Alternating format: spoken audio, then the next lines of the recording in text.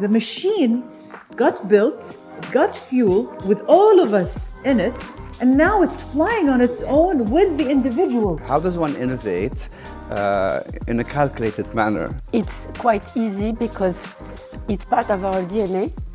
So we are allowed to do that, and we even have the duty to still innovate.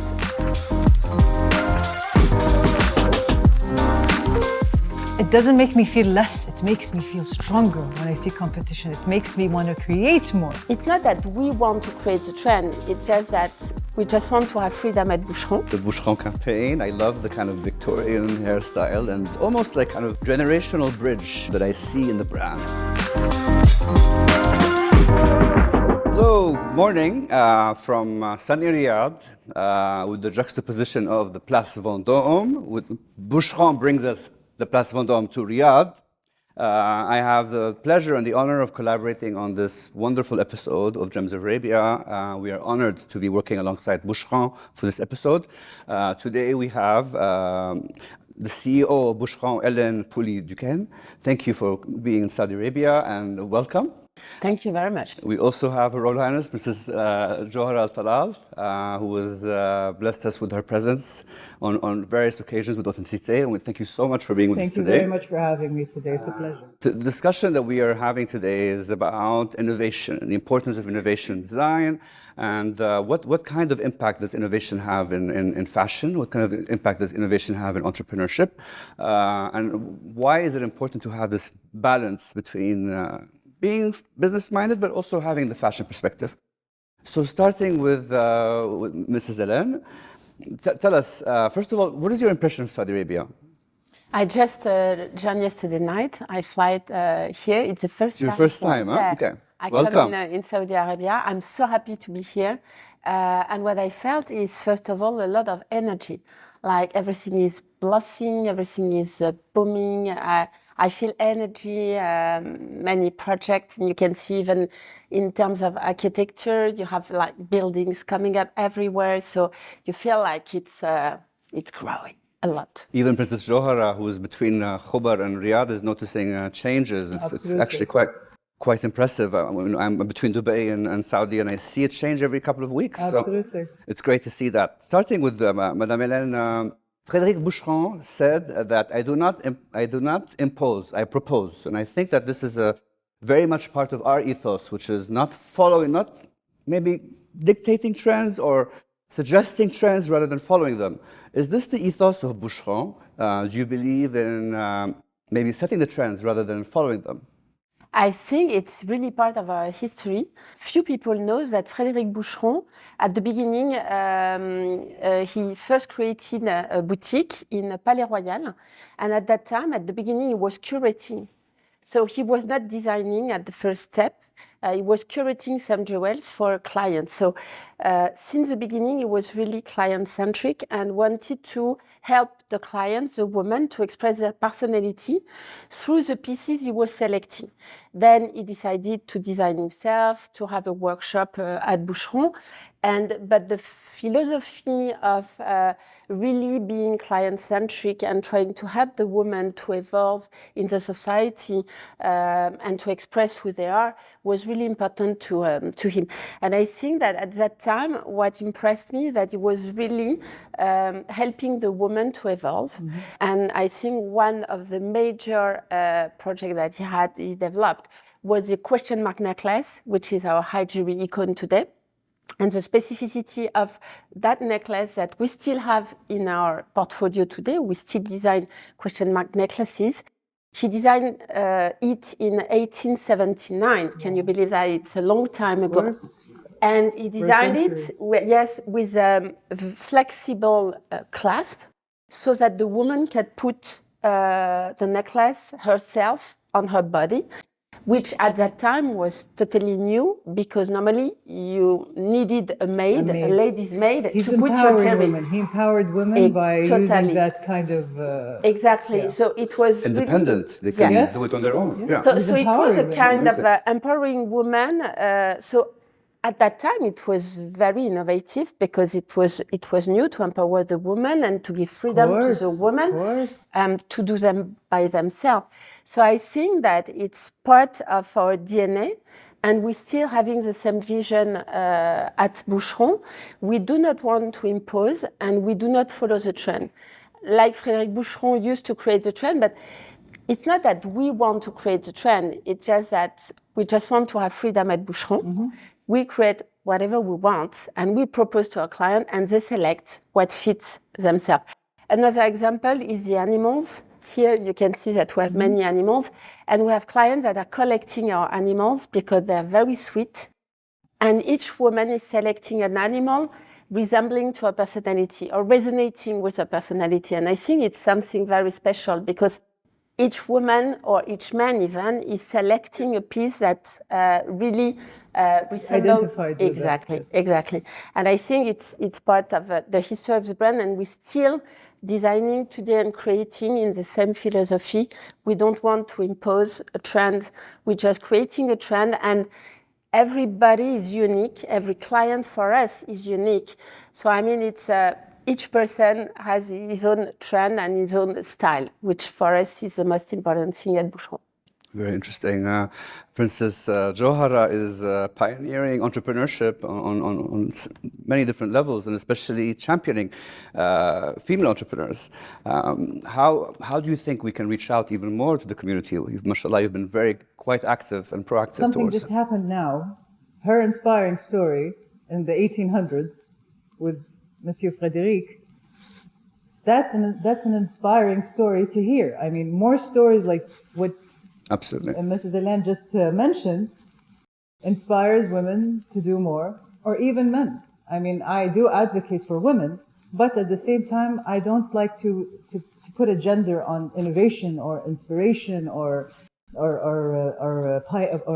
for pioneers or for championing. It has nothing to do with that. I mean, we do advocate for women, but again, it's based on a personality. So in Saudi, stories like she just mentioned, stories of failure, from people that did succeed. This inspires women, it inspires men to find, the new paths, to find new solutions and become more and more and grow. I mean, we have to talk about your stories. I've always said, talk about your stories.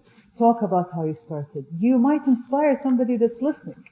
So it is not very difficult because, especially in the kingdom now, we're talking as individuals. But if you look at the main picture, what the government is doing and the platforms that are being built for the ladies in the kingdom and the men. But again, we're in an age of women, so it is more evident. But to me, both are growing.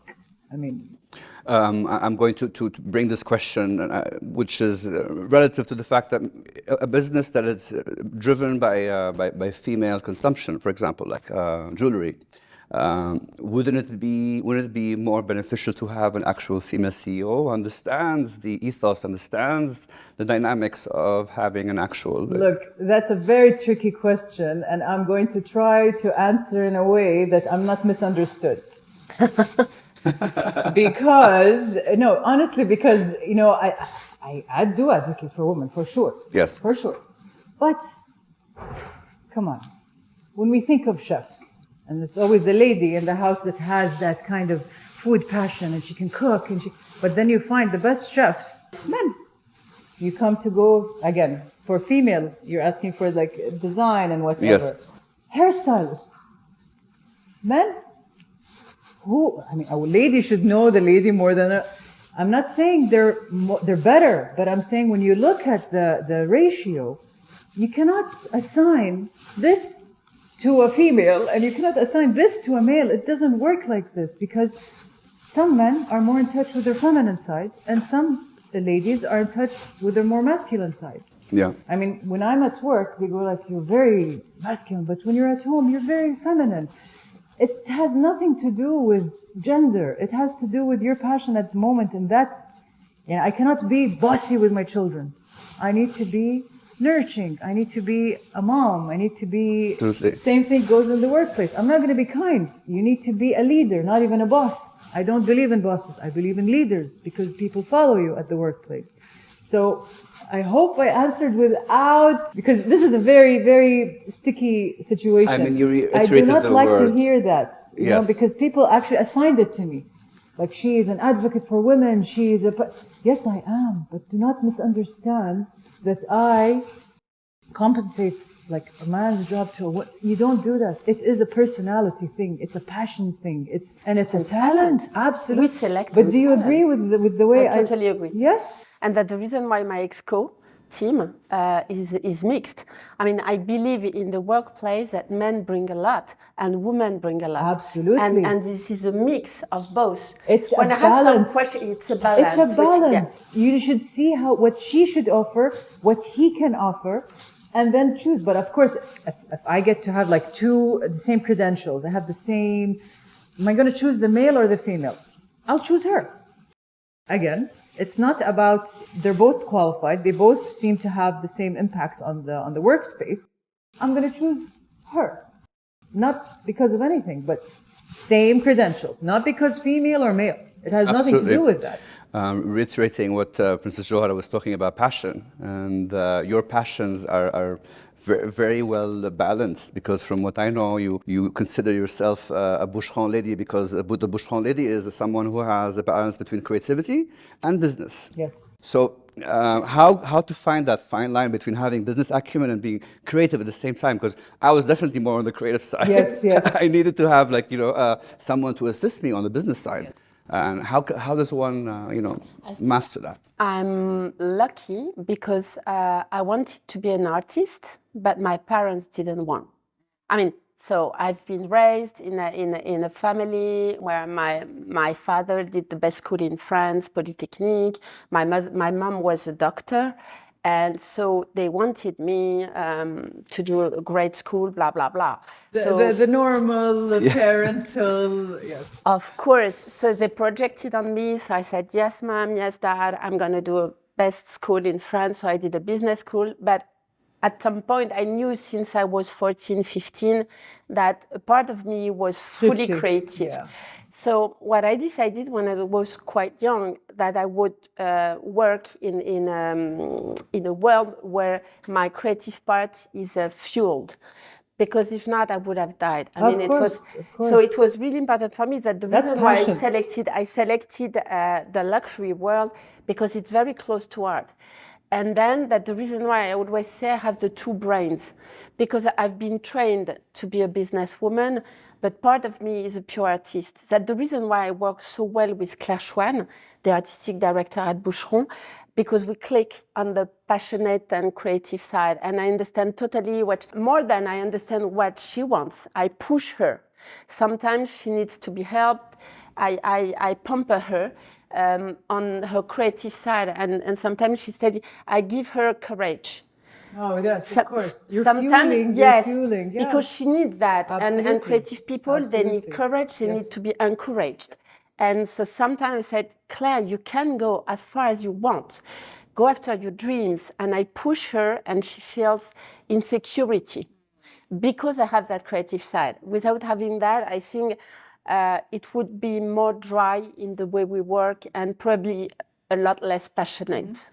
And she always said that. Hélène helps me to... Amazing. So she knows it. She feels it. She knows. She feels it. Wonderful. That's a very healthy work space. Absolutely. No wonder.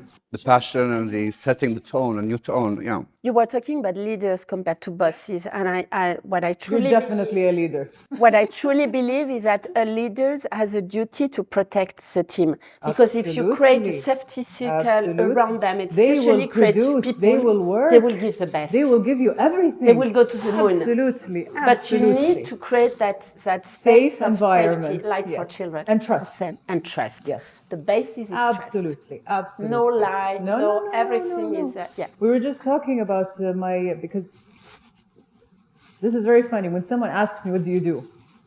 I say, I'm a very passionate person. Because I love to go through different things that I'm passionate about. But there are some things that don't match. Like I'm in F&B because I love to cook. I love Japanese cuisine. I love these things. So I started in my home building it. But then I'm in the fashion now because I have a new project coming out. that has nothing to do with F&B. It has nothing to do with this. So we were talking about the work environment because now, thank God, I mean, after hard work and passion and all that, my little sushi bar now is expanding in the country, and then they want to have it in the Middle East, and then, like, calm down. So we're just talking about what you said in the workplace. The team I worked with, we grew together. And until today, they're together, and they're creating on their own new recipes. The machine got built, it got fueled with all of us in it, and now it's flying on its own with the individuals, not just in not just the project itself, the individuals in it. Community, you're building a community. And they love working together, and we work together. We're a team. I always say we're a team. This would never have happened just with my passion and my vision. This happened with your hard work and trust in leadership. When we started in our backyard, I love this story. It's very inspirational. I could have started a restaurant from day one. No, I want to see what we're capable of doing. I want to see our mistakes. So they saw that I was accepting failure, and I was accepting their failure. Let's fix it. Find the solutions. No giving up. If you're really serious about your project, like you're talking about your colleagues, same thing goes with me. When your colleagues trust you and look up to you, and they see a leader, not a boss, you'll grow together.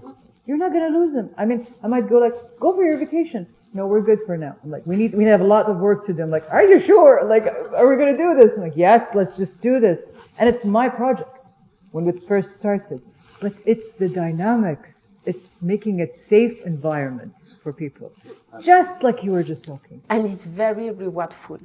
And it's not easy. It's not easy, but it's so. Not love is coming back. Yes. The more you give, the more love you receive. Absolutely. And then when you see the team growing and you the trust, you feel humbled. You feel humbled, and you want to give more. Yeah. And it inspires you, as a creative lady, like you just mentioned, to open up more things. But if you're blocked with the business side, like you were mentioning, like how do you balance the creativity? This to me was damaging in the beginning. When I started my first project a couple of years ago, you cannot be the businesswoman and the passionate one and the creative one. If somebody says I can cover all that, no, it's doomed. Because you cannot be everything. You need to delegate. Yeah. But I think we're the same person. To me, in the beginning, this micromanaging was driving me nuts. Yes. See, I knew that until I needed a lot in my head going on.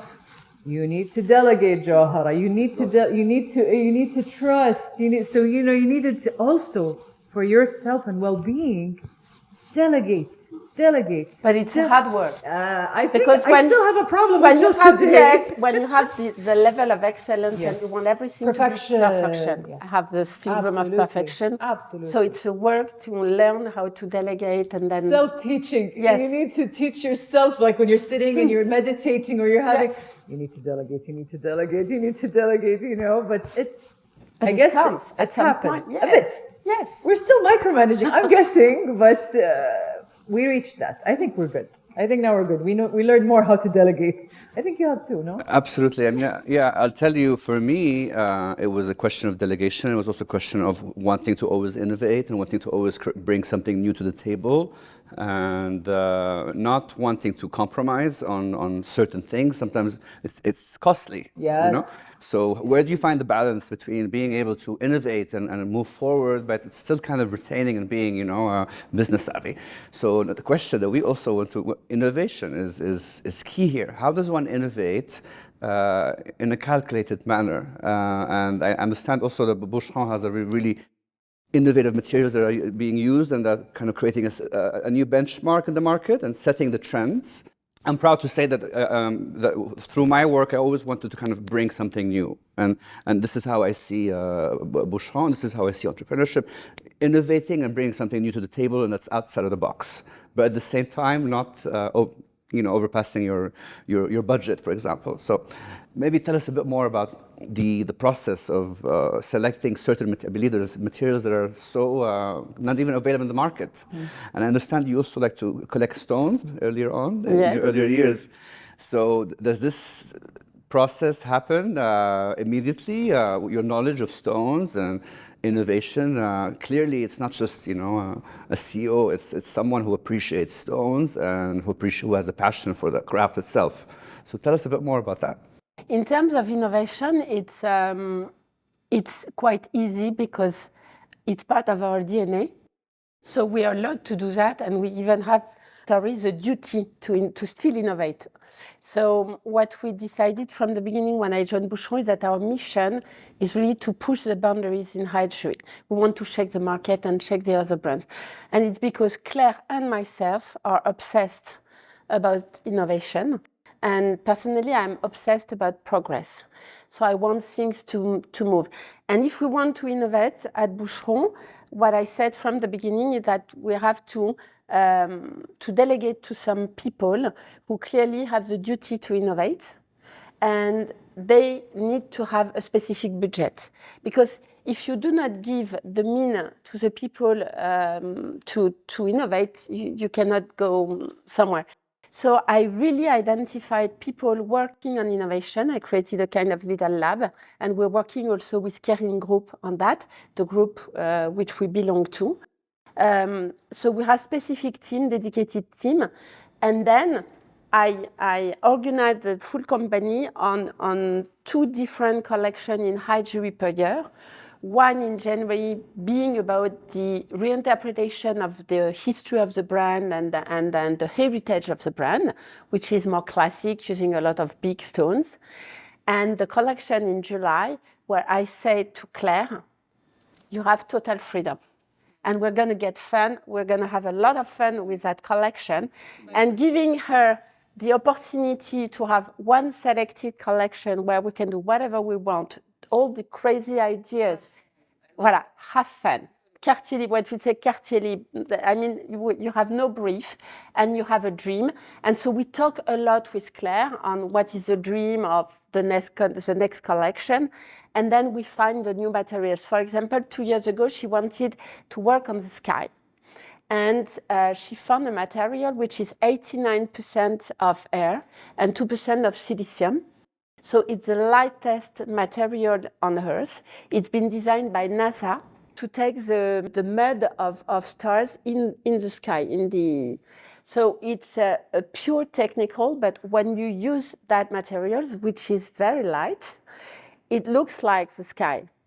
So you can wear a bit of sky on your body. And it's incredible. Innovation. I'm wearing the universe. Embodied innovation. Yeah. Quote me on that. Absolutely. That's such a great line. Yeah. Yeah. I should have worked in the marketing industry. Absolutely.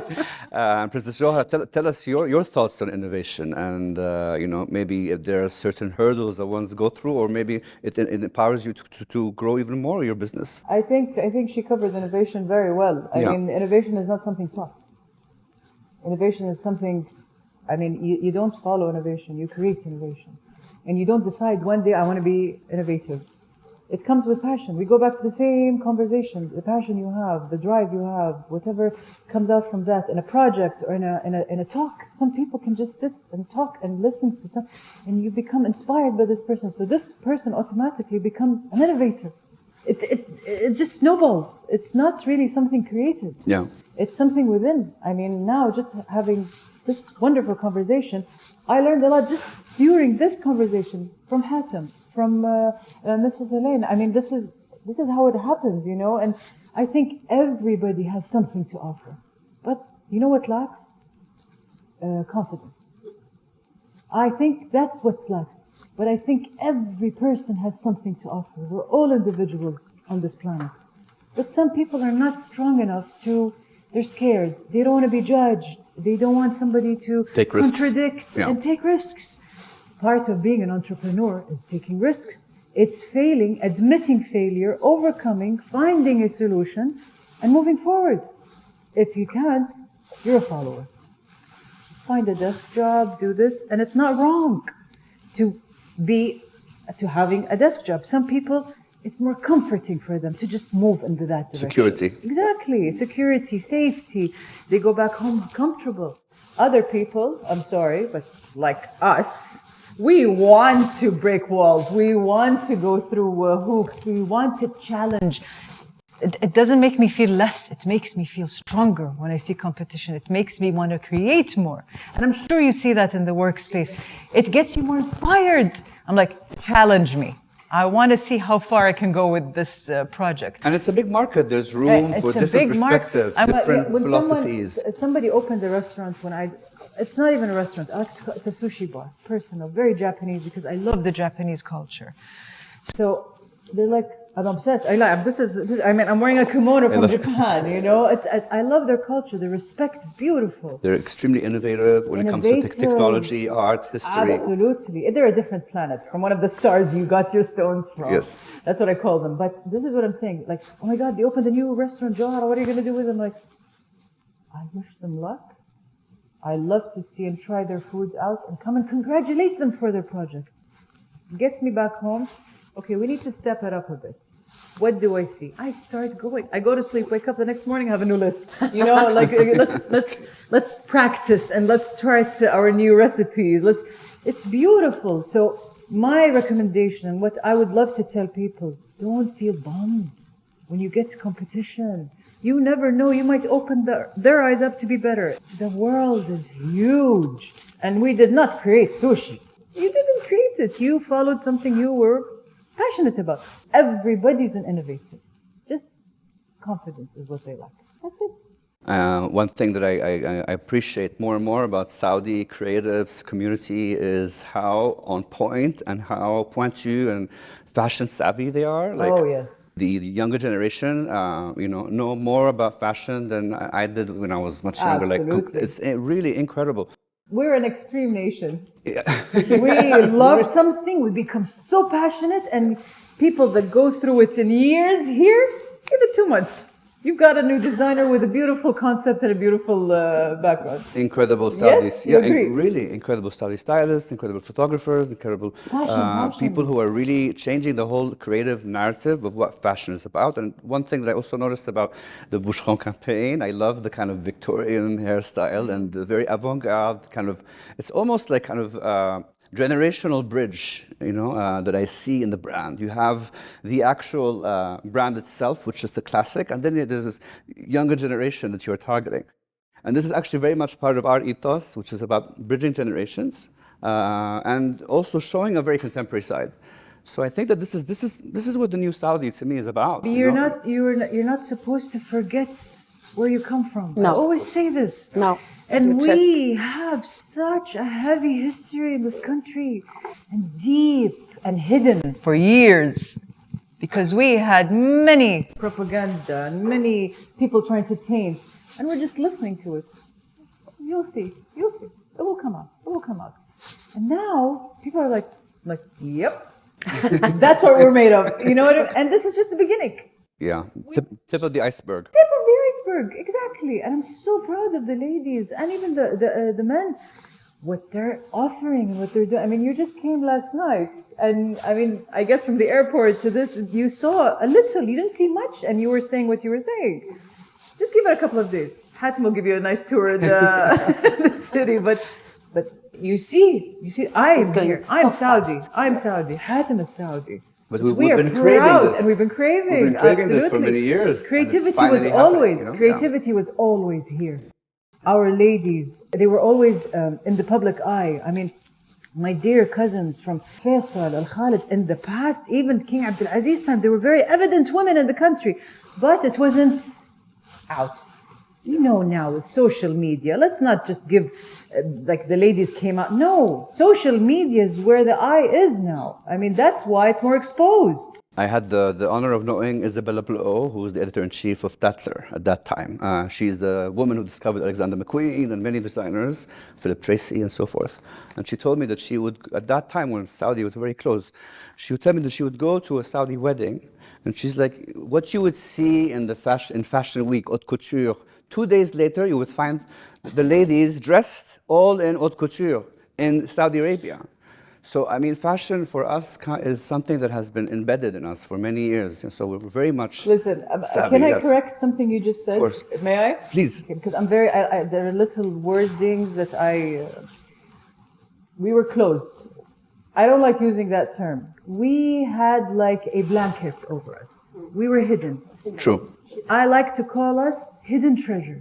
Keeping our treasure hidden from the world because it's so precious. Because there was a lot of there was exposure, not as much as now, but now again in this new age world, in the more open social media, taking advantage of it. We don't want to be that hidden anymore. But there's a lot of hidden treasure still. And as you mentioned, tip of the iceberg. I mean, it's the gems that we have today, that we are lucky to have a Gems conversation with. I love that term. And I love that. Saudi is very multifaceted. What we don't see is it's only the tip of the iceberg. There's so much more that we don't know about, and there's a lot of cliches that have to be broken. Yes.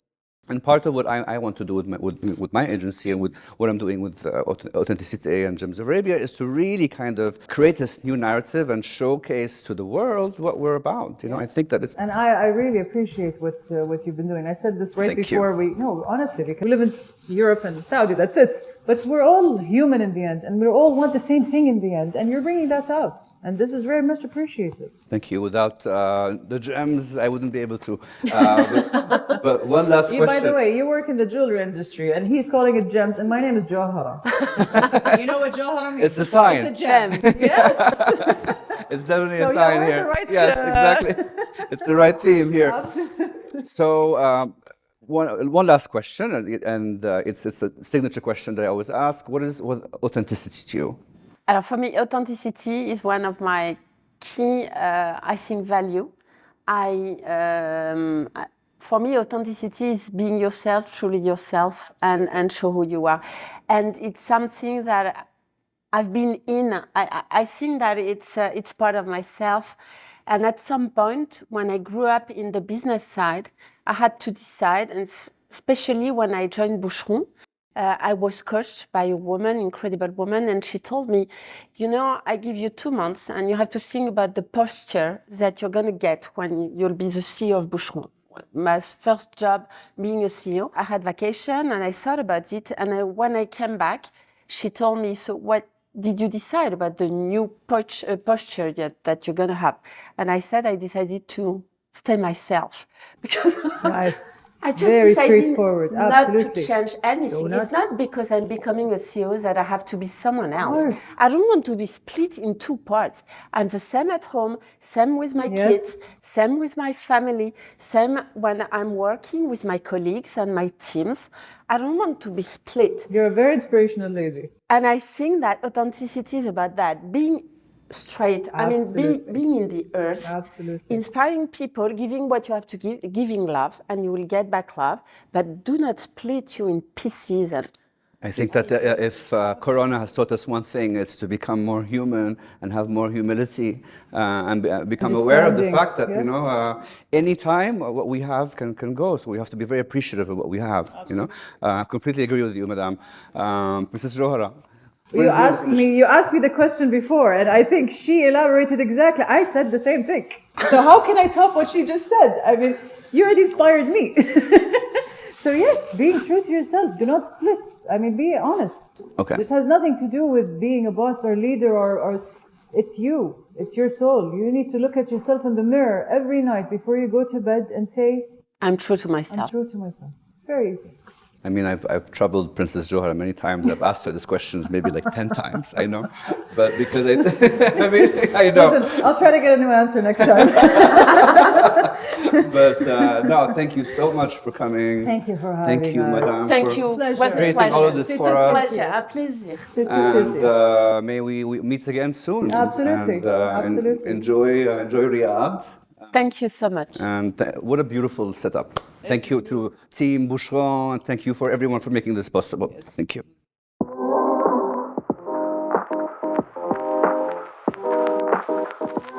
The machine got built, got fueled with all of us in it, and now it's flying on its own with the individual. How does one innovate in a calculated manner? It's quite easy because it's part of our DNA. So we are allowed to do that, and we even have the duty to still innovate.